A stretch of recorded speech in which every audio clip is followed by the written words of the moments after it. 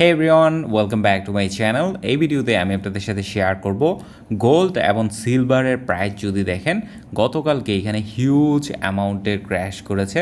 এখানে সিলভারের প্রাইস প্রায় এখান থেকে যদি আমরা দেখি, সিলভারের প্রাইস এখানে প্রায় 11-12% ডাউন হয়েছে।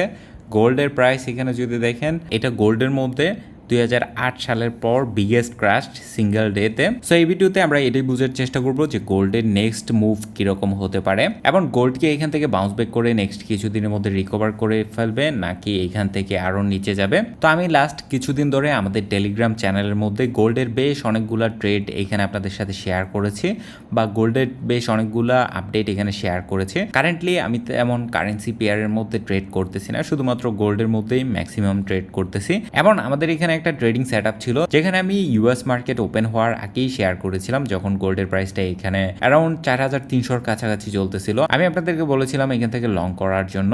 এবং এখান থেকে যদি দেখেন গোল্ড ইউএস মার্কেট ওপেন হওয়ার পর এখানে ভালো পরিমাণ আপে গিয়েছিল, তারপর মার্কেট ওপেন হওয়ার পর একটু কারেকশন নিয়ে অ্যাগেন কিন্তু এখানে আপে গিয়েছিল। তো আমরা যে স্ট্র্যাটেজিতে গোল্ডের মধ্যে এখানে এন্ট্রি করেছি, আমাদের প্রথম স্টপ লসটা ছিল হলো এই জায়গায়। তারপর যখন এখানে ডাউন দিয়ে এগেইন উপরে চলে আসে তখন আমাদের স্টপ লসটা আমাদের প্রফিটে চলে আসে। দেন এগেইন যখন এইখান থেকে হালকা ডাউন দিয়ে উপরে চলে আসে তখন আমরা স্টপ লসটা এখানে উপরে নিয়ে এসেছি, বা ধরলাম এই জোনটাকেই ধরতে পারেন 330-এর মধ্যে এখানে আমাদের স্টপ লসটা দিয়ে রেখেছিলাম। কিন্তু আনফর্চুনেটলি গোল্ড কিন্তু তার প্রিভিয়াস এই জোনটাকে ব্রেক আউট করতে পারে নাই বা ব্রেক করতে পারে নাই, এবং গোল্ড এইখান থেকে একটা কারেকশন নেয়। প্রথমে আমি ভেবেছিলাম যে কারেকশনটা ছোট হবে, কিন্তু সাডেনলি এখানে বিশাল একটা সেল অফ হয়, যার কারণে মার্কেটের মধ্যে একটা প্যানিক সেল অফ হয়। কিছু কিছু ব্রোকারের মধ্যে দেখতে পারবেন 4000-এর কাছাকাছি চলে আসে গোল্ডের প্রাইস। সেম বিষয়টা এখানে সিলভারের মধ্যে হয়েছিল, যদিও সিলভারের মধ্যে আমি ট্রেড করি নাই বা আপনাদেরকে কোনো ট্রেডের জন্য বলি নাই। মূলত গোল্ডের মধ্যে এই সেল অফ হওয়াটার পিছনে দুইটা কারণ আছে, একটা হলো প্রেসিডেন্ট ট্রাম্প, আরেকটা হলো গোল্ডের মধ্যে কিছু মানুষের প্রফিট বুকিং। কারণ গোল্ড যদি আপনি একটু বড় টাইম ফ্রেমে দেখেন, একটা লম্বা বুলরানের মধ্যে ছিল, প্রায় লাস্ট 6 মাস ধরে গোল্ড এখানে আপেই যাচ্ছে। তো আমরা কিন্তু তেমন কোনো কারেকশন দেখি নাই।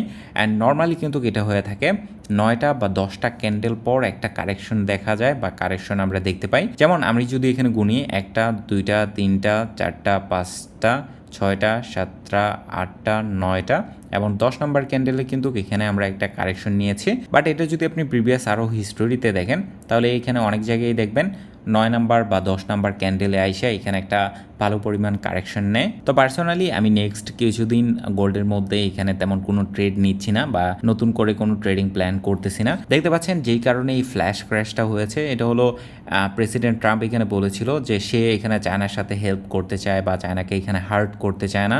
চায়না যদি চায় তাহলে একটা ডিল করতে পারে বা একটু নরম গলায় এখানে কিছু স্টেটমেন্ট দিয়েছিল, যেটার কারণে ইউএস স্টক মার্কেটের মধ্যে এবং ক্রিপ্টোর মধ্যে একটা মিক্স রিয়েকশন ছিল। প্রথমে প্রাইসটা এখানে আপে গেছে, তারপরে প্রাইসটা এগেইন এখানে কারেকশন হয়ে নিচের দিকে আসতে শুরু করেছে। কিন্তু গোল্ডের মধ্যে ভালো অ্যামাউন্টের এখানে একটা সেল অফ হয়েছে এবং মোস্টলি ধারণা করা হচ্ছে বড় কোনো ইনস্টিটিউশন মার্কেটের মধ্যে সেল করেছে বা এখানে তাদের বড় পজিশন স্কোয়ার অফ করেছে, এই জন্য মার্কেটের মধ্যে এই ফ্ল্যাশ ক্র্যাশটা হয়েছে। তবে যদি আমি এখানে লং টার্মের কথা বলি বা একটু বড় টাইম ফ্রেমের কথা বলি, তো নেক্সট কিছুদিন হয়তো আমরা এরকম দেখতে পারি গোল্ড এখানে হালকা আপে যাওয়ার পর এখান থেকে আর একটু ডাউনে আসা 4000 থেকে এখানে বাউন্স করতে পারে বা গোল্ডের এই বুল রানটা কন্টিনিউ থাকবে।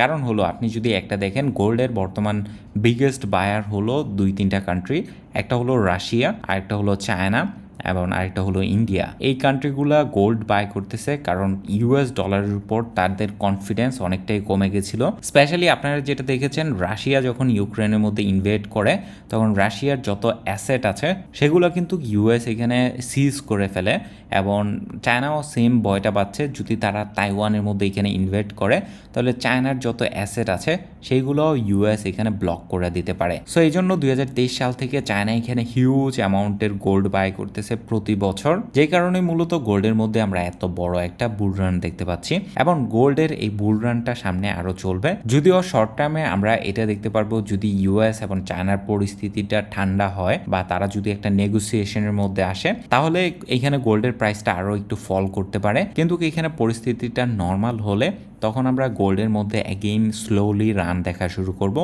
রিসেন্ট সময়গুলোতে একটু প্রাইস মুভমেন্ট বেশি ছিল, যেমন এইখান থেকে দেখতে পাচ্ছেন লাস্ট এক সপ্তাহে এখানে গোল্ড 4000 থেকে $4400 কাছাকাছি চলে আসে। তার আগে কিন্তু গোল্ড এখানে স্লোলি পাম্প করতেছিল।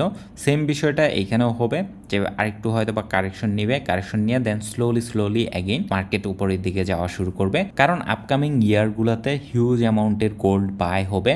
Chinese central bank, Indian central bank, তারপর হলো রাশিয়ান সেন্ট্রাল ব্যাংক, এরা কন্টিনিউয়াসলি গোল্ড বাই করতেছে। সো আশা করবো ভিডিওটি আপনাদের কাছে ভালো লেগেছে এবং ইনফরমেটিভ ছিল। গোল্ড কি কারণে এখানে ডাউন দিয়েছে এই বিষয়টাও আপনারা বুঝতে পেরেছেন। যদি আপনার কাছে ভিডিওটা ভালো লাগে তাহলে ভিডিওতে লাইক দিয়ে দিবেন, কমেন্ট করে জানাবেন আপনার মতামত, আর অবশ্যই আমাদের টেলিগ্রাম চ্যানেলে জয়েন হয়ে নেবেন। ডিসক্রিপশনে লিঙ্ক দেওয়া আছে গোল্ড নিয়ে, মার্কেট নিয়ে বিভিন্ন আপডেট, নিউজ, ইনফরমেশন পাওয়ার জন্য।